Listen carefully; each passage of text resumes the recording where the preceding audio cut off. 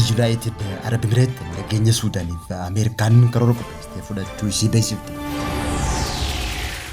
Suudi Arabiyaa fi Soomaaliyaan walii galtee tumsa waraanaa mallatteessuun dhaga'ame. Magaalaa Finfinneetti hoogganaa itti aanaa biiroo misoomaa fi bulchiinsa lafaa dabalatee namoonni 10 to'atamuudhaan mana murtiitti dhiyaachuu poolisiin magaalaa Finfinnee beeksise. Mootummaan Itoophiyaa gibira dabalataa lammiilee irra kaa'uuf akka deemu gabaasuun dhaga'ame. Daawwattootaa fi hordoftoota lammii miidiyaa nagaaf salaamanni keenya bakka jirtan maratti sana dhaqqabu. Kanneen nama isinitti hangafoota oduu lammii miidiyaatii amma bal'ina oduu isinitti. Walitti bu'insa Suudaan keessatti hammaachaa ture akka sababaatti sababatan taate biyyi United Arab Emirates jaamuudhaan yeroo garaagaraatti himatamaa kan turte waggaa ta'u amma immoo biyyi United Arab Emirates karoora nageenyaa Suudaaniif Ameerikaan wixinestee akka fudhattee beeksisuun dhaga'ame. Dubbiimaan ministeera dhimma alaa United Arab Emirates karaa marsariitii isaatiin akka barreessetti Ameerikaan karoora nagaa bal'aa Suudaan irratti gorsa adda addaa Ameerikaan dhimma Arabaa fi Afrikaa Mosaad Paawulos dhiyaate fudhattee jiraachuu beeksifte. United Arab Emirates wallabdee kana tattamaan dhaabuuf tattaaffii naannoo fi idil addunyaa deeggaruuf waada akka qabdu ibsuudhaan Ameerikaa, Masrii, Suudi Arabiyaa fi garee United Arab Emirates durfamtu qo'aata jaamuun garee hundeessitee waliin ta'uudhaan walitti bu'insa Suudaan keessatti uumame xumuruuf hojjechaa akka jirtu beeksifte. Mosaad akka jedhutti Suudaan keessatti nageenya akka argamuuf of eeggannoon taasifamuu ibsuudhaan nageenya kana buusuufis abdii guddaa qabaachuu beeksise. Karoora nagaa Ameerikaan qopheessite kun utubaawwan 5 irratti kan xiyyeeffate waggaa ta'u isaanis gargaarsa namummaa, eegumsa lammiilee nagaatii fi deebisanii lammiilee qubsiisu akkasumas dhukaasa yeroo dheeraaf ture dhaabuu fi ce'umsa siyaasaa deebisanii ijaaruu akka ta'e ibsame. Waraanni raayyaa ittisa biyya Suudaanii fi humnoota deeggarsaa saffisaa jidduutti gaggeeffamaa ture amma waggaa 7ffaarra kan ga'e waggaa ta'u lubbuu namoota hedduu galaafachuudhaan namoota miiliyoona 10 qe'ee isaaniirraa buqqaasuudhaan beela hamaa addunyaa dabalatee rakkoo namummaa guddaaf saaxiluun ibsan.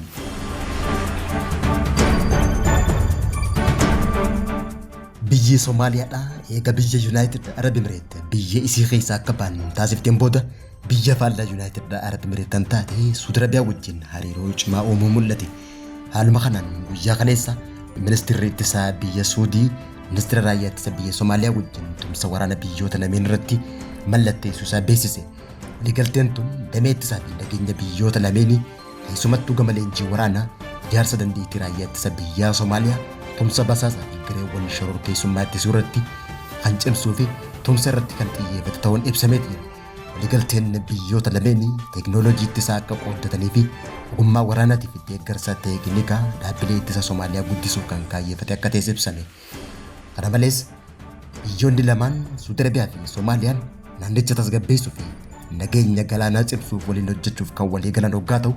keessumattuu ammoo gama galaana diimaatii fi galoo galaana Adan kanneen doonii tarsiimoo ta'an irratti kan xiyyeeffatan ta'uun ibsame.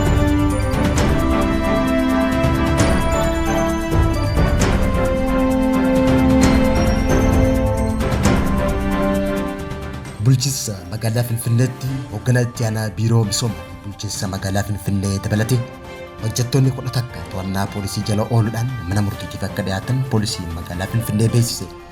Itti aanaan hoogganaa biiroo misoomaa fi bulchiinsa magaalaa Finfinnee duraanii dabalatee namoonni fi hojjettoonni 10 poolisiin to'atamuudhaan mana murtiitti dhiyaachuun ibsamuudhaan kunis ammoo mala ammaltummaa akka ta'e himamee jira. Hooggantoota fi hojjettoonni biiroo lafaa fi bulchiinsa magaalaa Finfinnee to'ataman kunneen maqaan isaanii obbo Maalittoo Abbaayinaa Eqaadoo itti aanaa hoogganaa biiroo fi misooma bulchiinsa magaalaa Finfinnee duraanii, Lammeessaan Chaarnet Abbabaa Yaadata hoogganaa duraanii waajjira misoomaa fi bulchiinsa lafaa kutaa magaalaa Boolee, Sadeessaan Salamoon Balaay Mokonnon ogeessa murteessaa dhimmoota teeknikaa biiroo, Adamaasuu Adaanee Wandimmoo ogeessa komii fi iyyannoo biiroo, Gizaachoo Mulugeetaa Dasee dursaa garee sirreeffama qabiyyee biiroo, Darajee Goshuu Hayilee hojii raawwachiisaa olaanaa duraanii aanaa 13 kan kutaa magaalaa Boolee, Alamtsaayii Lammaa Kidaana Maariyaam beektii qulqulleessituu sanada misoomaa fi bulchiinsa lafaa aanaa 13 kutaa magaalaa Boolee,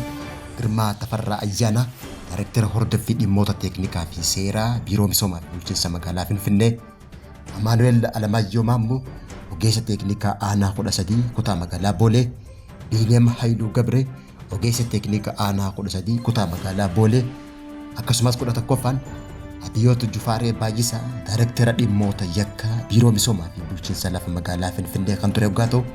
to'annoo jala oolfamuudhaan mana murtiitti dhiyaatanii qorannoo dabalataan beeylamni yeroo gaafatame qorannoon isaanii itti fufee jiraachuun ibsame.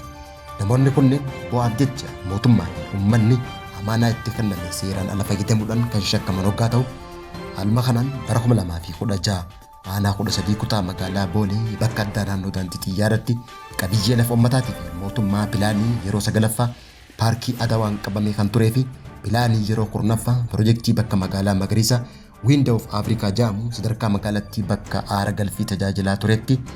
qabiyyee baankii lafaa keessa jiru sababa seeraan ala qabiyyee jechuudhaan namoota irraa fudhachuudhaan waltaa shariika gamtaa raabsaa simintoo Yordaanos jedhamurraa akkasumas ziftituu hiriyoota isaanii jedhamuun lafa kaaree meetira 2,905 gatii liizii mindaa birrii miiliyoona 100 fi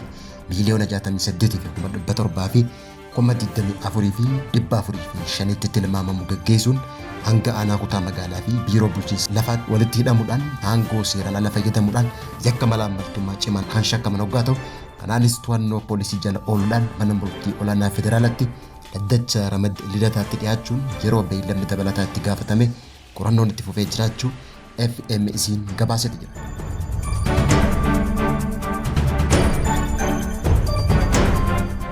Mootummaan Itoophiyaadha gibira dabalataa lammiilee irra kaa'uuf akka deemu karoorfachuun dhagahame. Jijjiirama bulchiinsa ministeera muummee Dr. Abiyyi Ahmed erga aangootti dhufanii fi dhiibbaa jireenya lammiilee hedduu irratti qabu keessumaa gama tokko sagantaa haaromsa diinagdeeti. Inni kunis sagantaa mootummaan indigenous economic reform yaamuu fi ulaagaa international monetary fund hordofuun kun bara 2019 irraa eegalame waggaa ta'u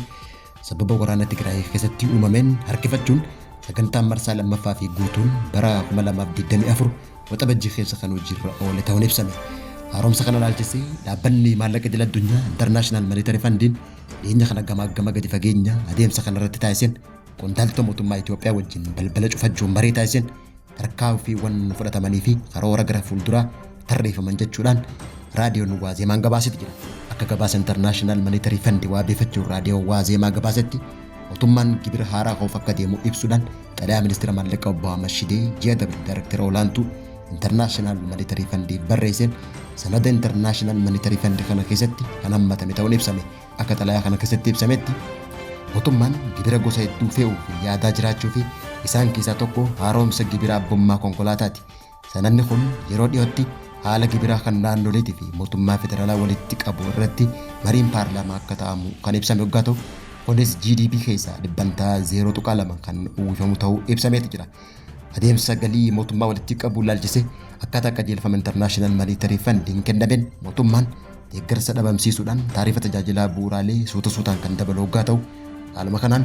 mootummaan deeggarsa boba'aa ifa televezyiinii xaa'oo fi kanneen biroo irraa kaasuun galii mootummaa dabaluun haala jireenya uummataa hammeessee jiraachuunis ibsameeti jira. Kanarraa kan ka'e lakkoofsi lammiilee sababa baasii jireenya olaanaatiin sarara hiyyummaa keessatti gadi bu'aniitii fi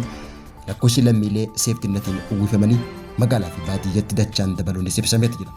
Safartuun gibiraa olaanuu fi gibira gosa haaraan mootummaan uummata baasii fi uwwisuu hin dandeenye kun galii uummataa laaffisuu qofa osoo hin taane hawaasni daldalaan akka laafuu fi sababa qaaleensa jireenyaatiif sababa guddaa akka ta'e ibsameeti jira.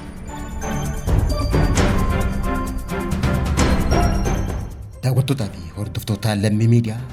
irraa oduun yeroo kanaaf qabnee dhiyaanne kan hanga ammaatti hordofaa turtanii turtii gaarii.